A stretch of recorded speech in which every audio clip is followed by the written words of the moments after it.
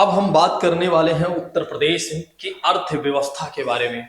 आप लोगों ने इकोनॉमी तो पढ़ा ही होगा, लेकिन हाँ, इकोनॉमी को जो मैं आपको पढ़ाऊंगा इतना बेहतर तरीके से मैं पढ़ा दूंगा कि इसके बाद आपको जीवन भर नहीं पढ़ना पड़ेगा, इस बात की मैं गारंटी देता हूं।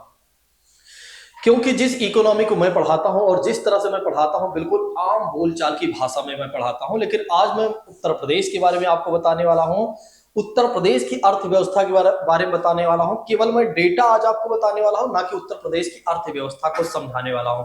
क्योंकि आप जानते हैं कि डेटा ही आपके एग्जाम में पूछा जाएगा, इसलिए अभी आपको डेटा पढ़ने की आवश्यकता है। बाद में मैं जब इकोनॉमी पढ़ाऊंगा, इंडियन इकोनॉमी, तो फिर अपने राज्य की अर्थव्यवस्था के बारे में भी मैं आपको बता दूंगा कि किस तरह से हमारे राज्य में हमारी अर्थव्यवस्था है। दोस्तों, आइए अब प्रारंभ करते हैं, बिना किसी और बात की चर्चा करते हुए सीधा आते हैं अपने टॉपिक पर। जैसा कि बात करते हैं उत्तर प्रदेश के आर्थिक क्षेत्र की बात करते हैं, इकोनॉमिकली रीजन की बात करते हैं या इकोनॉमिक रीजन की बात करते हैं, तो सबसे पहली बात करते हैं पूर्वी क्षेत्र की बात करते हैं।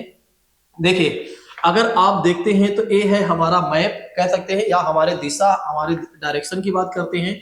इधर बोला जाएगा पूर्व, इधर बोला जाता है कि ये पश्चिम है। ऊपर वाले क्षेत्र को उत्तर माना जाता है, नीचे वाले क्षेत्र को दक्षिण माना जाता है। तो अगर आप देखें तो पूर्वी आर्थिक क्षेत्र में यदि आप देखते हैं, टोटल मिलाकर उत्तर प्रदेश में 75 जिले हैं। ठीक है, तो इन्हीं से संबंधित मैं आपको चीजें बताने चल रहा हूं। तो पूर्वी आर्थिक क्षेत्र में कुल कितने जिले हैं? तो इस क्षेत्र में यदि आप देखते हैं तो 28 जिले हैं। और उसके बाद अगर आप देखें तो पश्चिमी आर्थिक क्षेत्र की बात करते हैं, यानी कि जो पश्चिमी क्षेत्र की बात करते हैं, इधर वाले जो जिले हैं ये भी क्या करते हैं, अपने राज्य की इकोनॉमी में महत्वपूर्ण भूमिका निभाते हैं। तो ये लगभग अगर आप देखते हैं तो 30 जिले हैं। फिर उसके बाद बात करते हैं केंद्रीय आर्थिक जिले की बात करते हैं, जो सेंटर में आ जाते हैं जिले, ठीक है, उत्तर प्रदेश के, तो ये भी इकोनॉमी में योगदान देते हैं। टोटल मिलाकर कितने जिले हैं? 10 जिले की बात करते हैं। फिर बुंदेलखंड के आर्थिक क्षेत्र की बात करते हैं, तो इस क्षेत्र में उत्तर प्रदेश के कुल कितने जिले आ जाते हैं? तो 7 जिले आ जाते हैं। औद्योगिक विकास की दृष्टि से प्रदेश का सबसे विकसित क्षेत्र अगर कोई है तो है पश्चिमी क्षेत्र है। तो ये बात आपको लिखना होगा, ध्यान रखिएगा आप लोग कि औद्योगिक विकास की दृष्टि से प्रदेश का सबसे विकसित क्षेत्र कौन सा है? तो है पश्चिमी क्षेत्र है। नेक्स्ट बात करते हैं औद्योगिक विकास की दृष्टि से सबसे कम विकसित क्षेत्र की बात करते हैं, जहां पर अगर आप देखें तो इकोनॉमी का बहुत कम एक तरह से योगदान होता है। तो क्षेत्र कौन सा है दोस्तों? वो है बुंदेलखंड की बात करते हैं। तो इस क्षेत्र की बात करते हैं, तो इस क्षेत्र का हमारे अर्थव्यवस्था में यदि आप देखें तो इसका जो कंट्रीब्यूशन है बहुत ही कम है।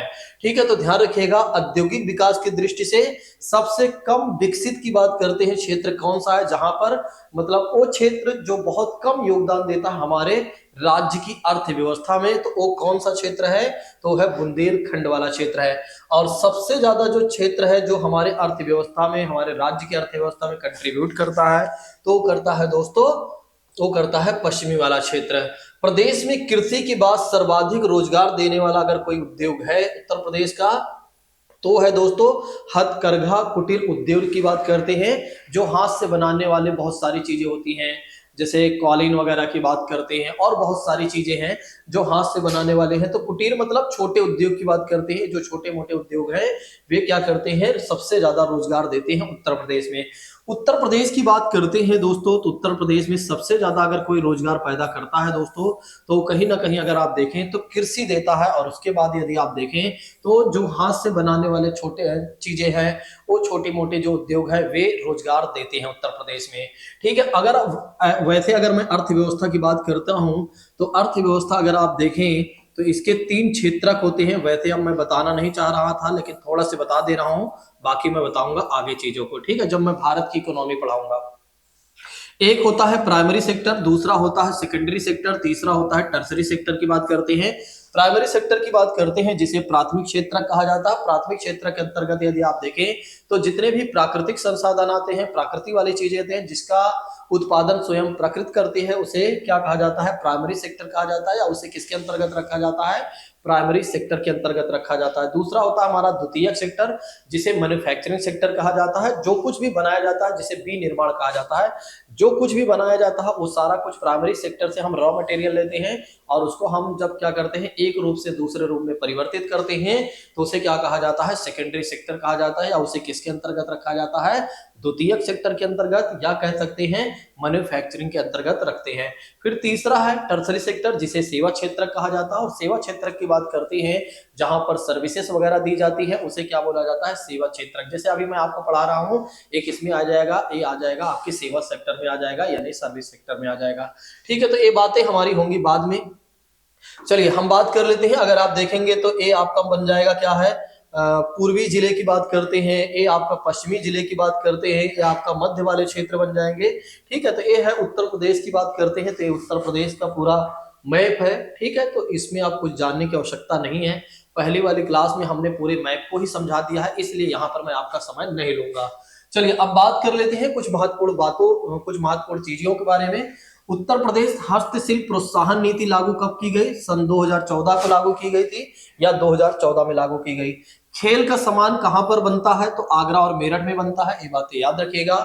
गलीचा, गलीचा का मतलब होता है कालीन की बात करते हैं, तो कालीन उद्योग विकसित है, ये लिख लेना आप लोग। भदोही, मिर्जापुर, आगरा और वाराणसी की बात करते हैं, तो यहां पर आपको कालीन उद्योग मिलेगा, यानी कि यहाँ पर आपको गलीचा वगैरह मिलेगा। देखिए कालीन तो आप जानते होंगे ना, जो बिछाई जाती है कालीन, उसी को क्या कहा जाता है, गलीचा भी कहा जाता है। उत्तर प्रदेश विज्ञान प्रौद्योगिकी परिषद का गठन हुआ था 1975 में। उत्तर प्रदेश खादी ग्रामोद्योग बोर्ड का गठन किया गया था 1960 में। ठीक है, खादी का बहुत ज्यादा प्रचलन था जब गांधी जी वगैरह थे। ठीक है, तो ये बातें याद रखिएगा। उत्तर प्रदेश खादी ग्रामोद्योग बोर्ड का गठन किया गया था 1960 में। चलिए नेक्स्ट बात कर लेते हैं, लास्ट बातें आज की कर लेते हैं। भारत एवं उत्तर प्रदेश की पहली चीनी मिल की बात करते हैं। चीनी मिल का मतलब हो जाता है जो शुगर केन की बात करते हैं, तो उस मिल की बात करते हैं। तो 1903 में स्थापना की गई थी, इसे कहां पर? प्रतापपुर देवरिया में किया गया था। मुख्यमंत्री युवा रोजगार योजना की शुरुआत कब हुई? तो सन 2017 को। ध्यान रखिएगा, ये आपके एग्जाम में पूछा जा सकता है। किसान समृद्धि आयोग का गठन कब किया गया? सन 2017 में इसका भी गठन किया गया था। मुख्यमंत्री सुमंगला योजना की बात करते हैं, तो इसकी शुरुआत कब की गई थी? 25 अक्टूबर सन 2019 को इसकी शुरुआत की गई थी। ये बातें भी आप लोग ध्यान रखिएगा। तो ऐसे में अगर आप देखें तो यहाँ पर कुछ महत्वपूर्ण बातें हमने आपको बता दिया है, ये बातें याद रखिएगा। जैसा कि बात करते हैं चीनी मिल की स्थापना भारत या उत्तर प्रदेश के संदर्भ में पूछा जाता है, तो आप बताएंगे 1903 कहां पर? प्रतापपुर। प्रतापपुर कहां पर है? देवरिया में। मुख्यमंत्री युवा रोजगार योजना की बात करते हैं, इसकी शुरुआत सन 2017 में हुई। और किसान समृद्धि आयोग की बात करते हैं, इसका गठन हुआ था 2017 में। और मुख्यमंत्री सुमंगला योजना की बात करते हैं, इसकी शुरुआत हुई थी 25 अक्टूबर 2019 को। दोस्तों जैसा कि बात करते हैं आज के विषय में हमारी जो चर्चाएं हुई हैं वो हुई हैं उत्तर प्रदेश की अर्थव्यवस्था के बारे में आज हमने बात किया हुआ है। अब हम अपने अगली क्लास में बात करने वाले हैं उत्तर प्रदेश में प्रमुख प्रदर्शनी के मतलब प्रदर्शनी के बारे दर्शनीय मतलब हम देखेंगे, मतलब जैसे आगरा, ताजमहल कहाँ है, वृंदावन मंदिर की बात करते हैं कहाँ पर, खानका, रसदिया, भगवान वराह, ये सारे मंदिरों वगैरह के बारे में हम बात करेंगे। अर्थात कहने का मतलब ये है कि अब जो हमारे आगे वाली क्लास है उतनी ही महत्वपूर्ण है जितना कि हमारा एग्जाम महत्वपूर्ण है। दोस्तों आज की क्लास को अब हम यहीं पर स्थगित करते हैं, हम मिलते हैं कल की क्लास में। थैंक यू सो मच, जय हिंद दोस्तों, take care all of you.